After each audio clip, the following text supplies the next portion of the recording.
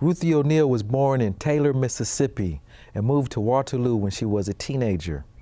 As a child in Mississippi, she started expressing herself through objects that she collected and decorated. Miss O'Neal has a special gift for decorating, and often she uses her favorite color, purple.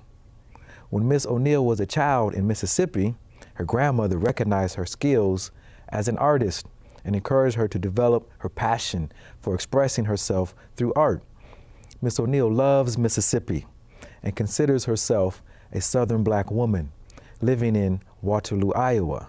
She purchased her first home in Waterloo and has devoted more than 20 years to turning recycled objects into sophisticated forms of art. Although she has no formal training, her art has been recognized by professionals. She has turned her yard into a space where she has installations of her collections on exhibit. Miss O'Neal explains the meaning behind her collections that are reflections upon her childhood memories of the South and her identity as a Southern Black woman living in Iowa. When and where were you born? So I was born in Jackson, Tennessee, and left Jackson, Tennessee when I was 3.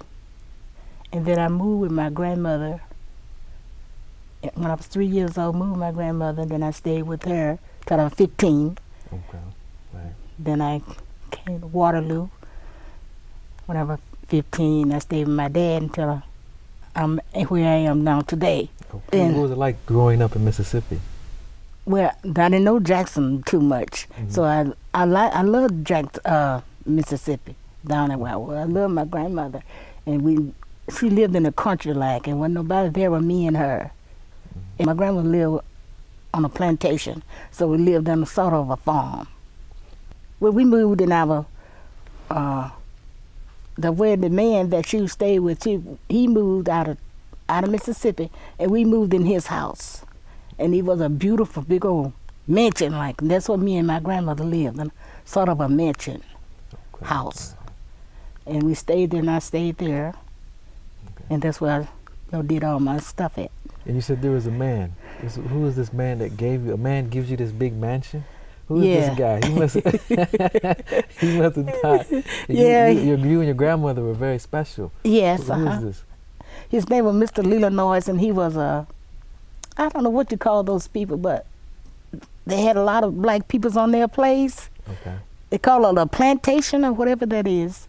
And so when he moved, so he let my grandmother move in that house, in his house. And you said there's a lot of black folks on there. Yes, a lot of black people still live there.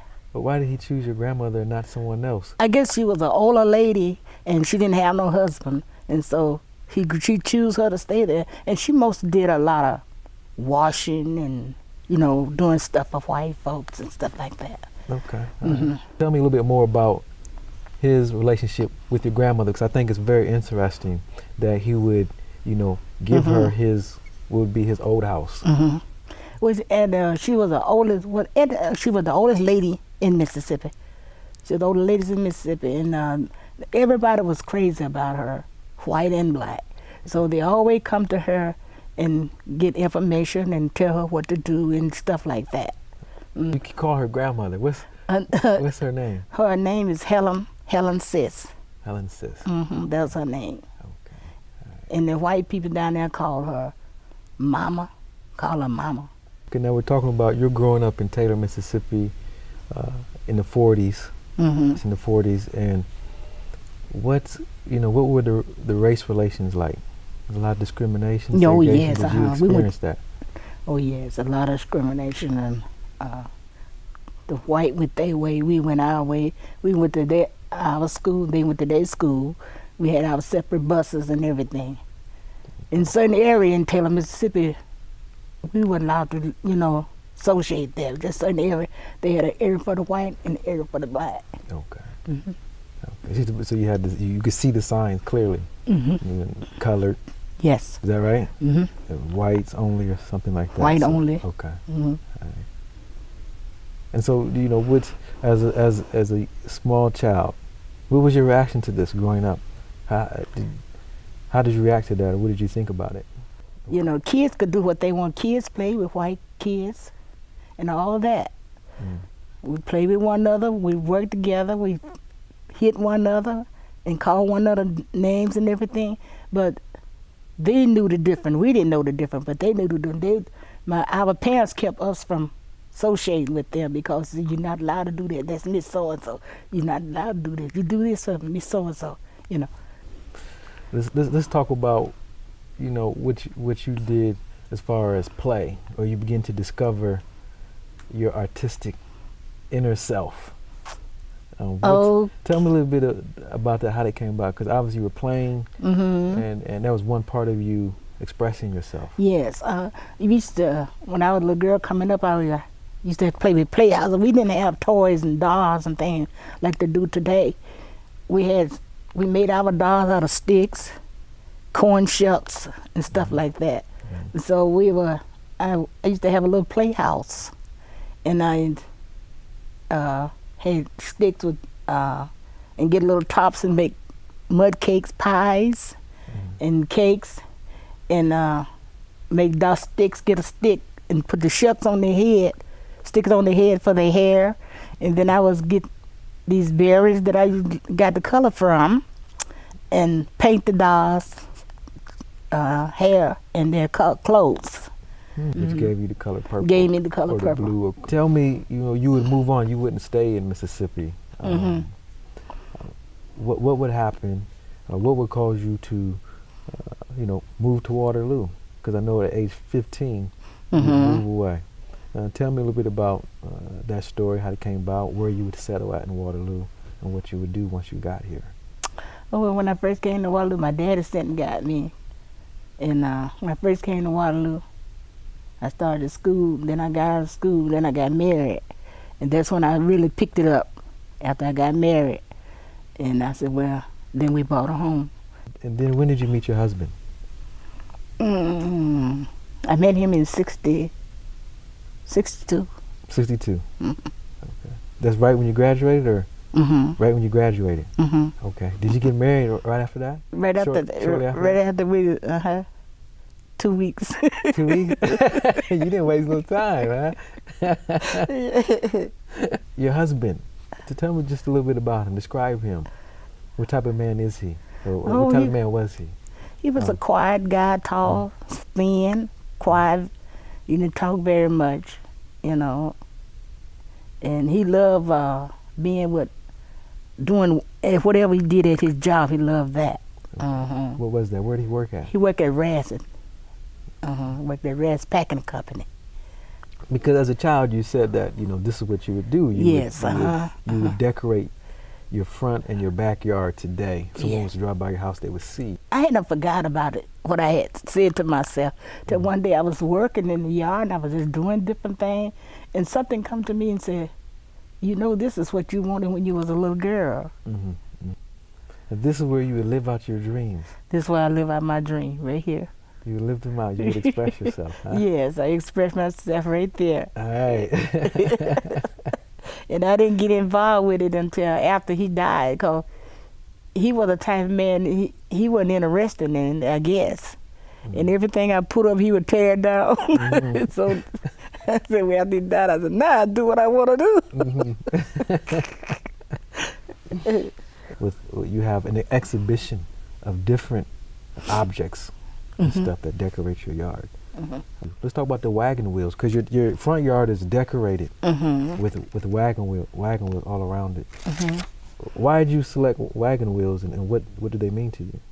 Because the house that we lived in Mississippi, it was designed with wagon wheels around it, the house that we lived in. And I loved that house. I thought it was the beautiful thing I ever saw in my life. And that's why I got this design that I was going to paint my house purple, and I was going to fix my house just like the house that I was raised in. Let's talk a little about the two German shepherds, because a person, driving past your yard, approaching, that's the first thing they see. Why'd you collect those, and what do they mean? Well, they mean, seeing with the wagon wheel, our house that I was raised in, they had these two big old white dogs, but they would sit up on a high pillar. I don't have mine on a high pillar. But they sit up on a white high pillar, and the two dogs sat on each side. They was high, And that was when we played at all the time, you know, now, around them dogs and wagon wheels and flowers and things, you know. Okay. And I said, oh my God, that is so pretty. We used to go out there and play with them. That's all I did till that, you know.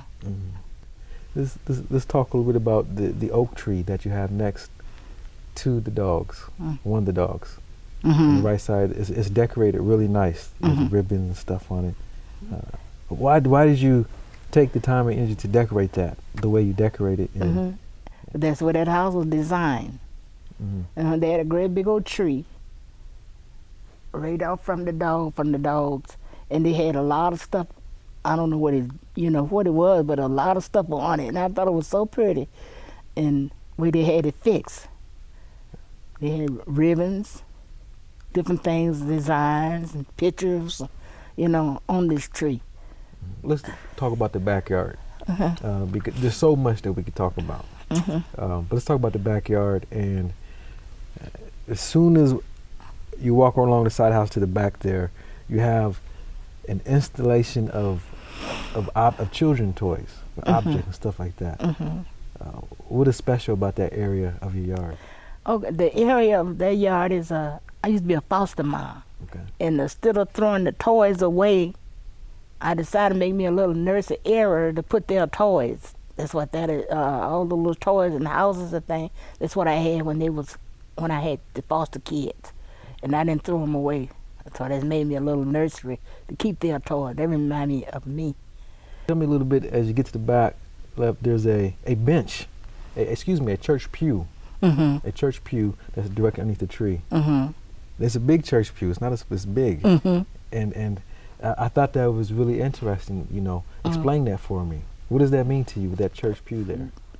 That church pew mean that we used to have a church where a lot of churches at that time down there had benches out there in the yard, out there in the church yard. Okay. But it'd be under the tree, like people, church turn out, people used to sit out there under those trees. Okay. In those benches. Next to church pew, there's a pond. And you have the train. Yeah, the train and the chicken wire and stuff around this pond here, protecting the space here.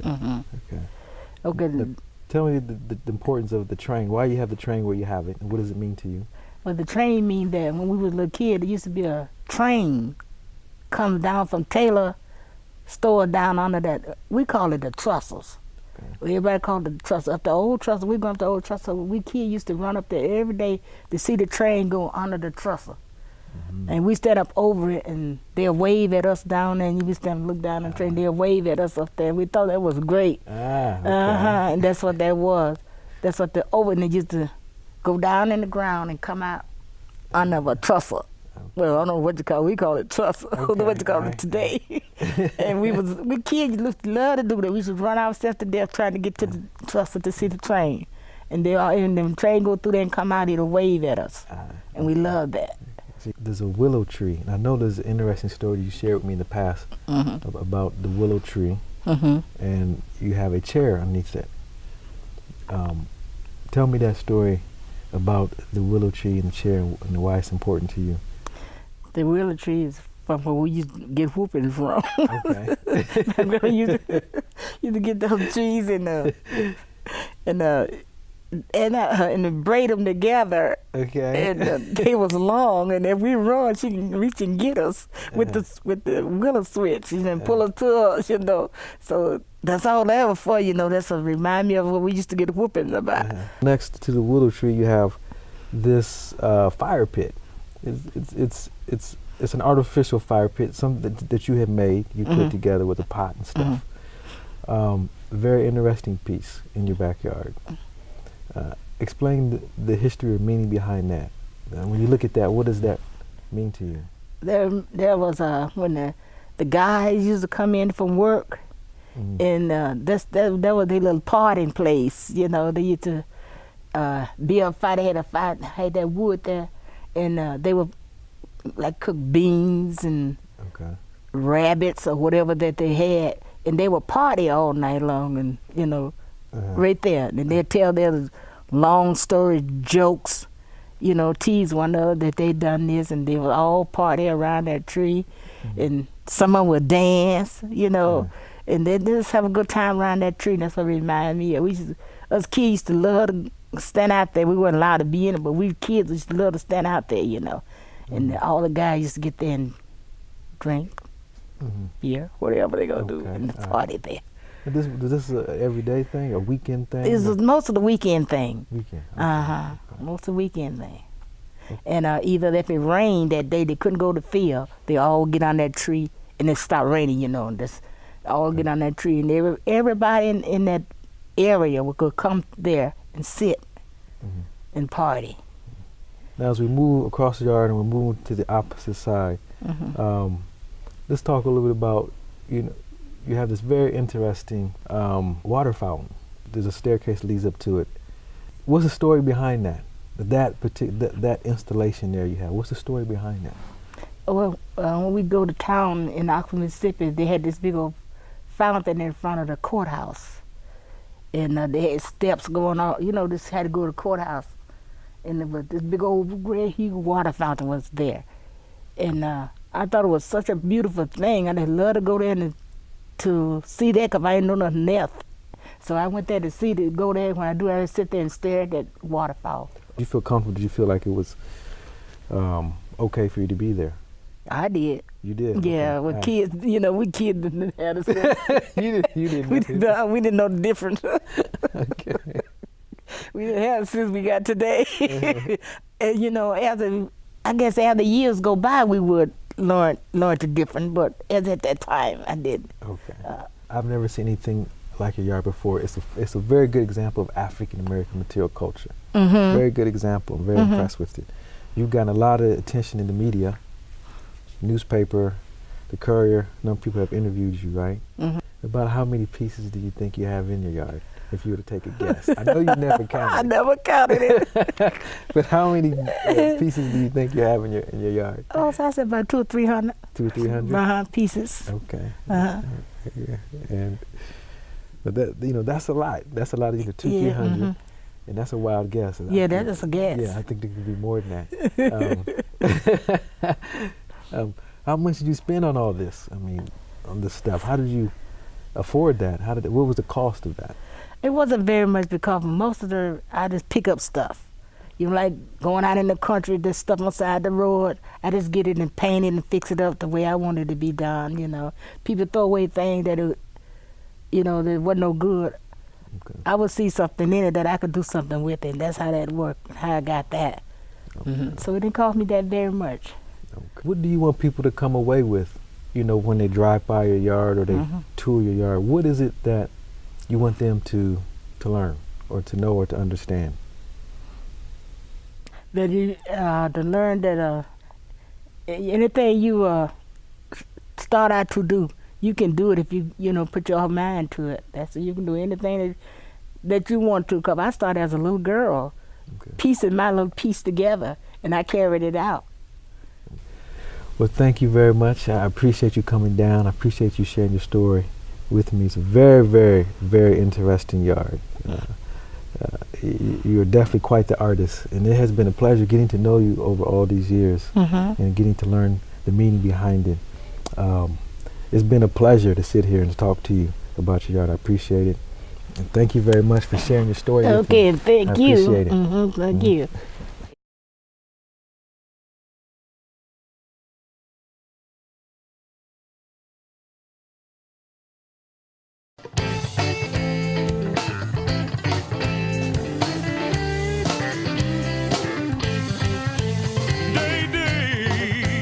Night